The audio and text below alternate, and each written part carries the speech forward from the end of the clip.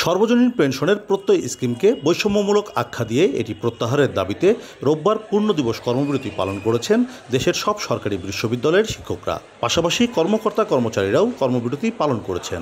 শিক্ষক ও কর্মকর্তা কর্মচারীদের কর্মবিরতিতে কার্যত অচল হয়ে পড়েছে দেশের বিশ্ববিদ্যালয়গুলো।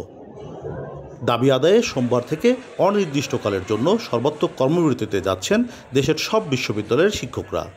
আমরা এই 3 মাসে ধরেন বিবৃতি, প্রতীকী মানববন্ধন, 1 ঘন্টা 2 ঘন্টার ক্লাস বিরতি, কর্মবিরতি সহ স্মারকলিপি প্রদান, এ ধরনের আমরা নিয়মতান্ত্রিক কর্মসূচির মধ্যে দিয়ে সরকারের দৃষ্টি আকর্ষণ করার জন্য চেষ্টা করে গেছি।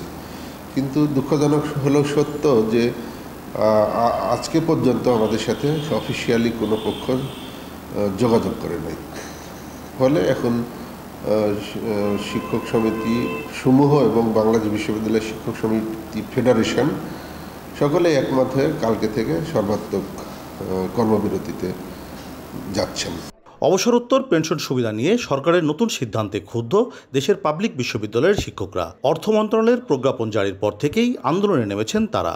সোমবার থেকে দেশের সব সরকারি বিশ্ববিদ্যালয়ে ক্লাস ও পরীক্ষা বন্ধের ঘোষণা দিয়েছেন।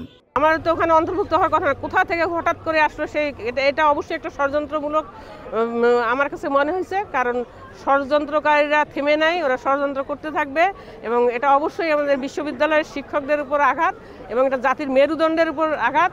আমাদের বিশ্ববিদ্যালয় শিক্ষক সমিতি ফেডারেশন এই বিষয়ে ঊর্ধ্বতন মহলের সাথে কথা বলার চেষ্টা করছেন এবং আশা করি নিশ্চয়ই একটা রেজাল্ট আসবে।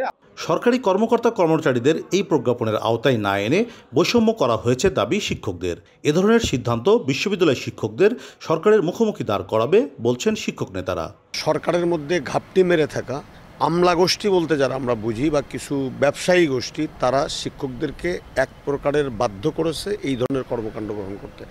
দেখেন, একই দেশে তো 2 রকমের আইন চলতে পারে না।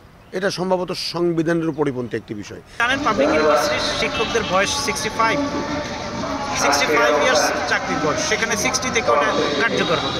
তার মানে এটা কি ধরনের, এটা কি এটার সাথে করে না তো। দ্বিতীয়ত হচ্ছে যে এই যে টাকা পেনশন, বর্তমানে যে এক্সিস্টিং পেনশন স্কিম আছে সেখানে তো বিশ্ববিদ্যালয়ের শিক্ষকদের ইয়েতে কাটা হয়। এই প্রজ্ঞাপন বাতিল না হওয়া পর্যন্ত পাঠদানে না ফেরার ঘোষণা শিক্ষকদের। কাজী শাহেদ, দেশ টিভি।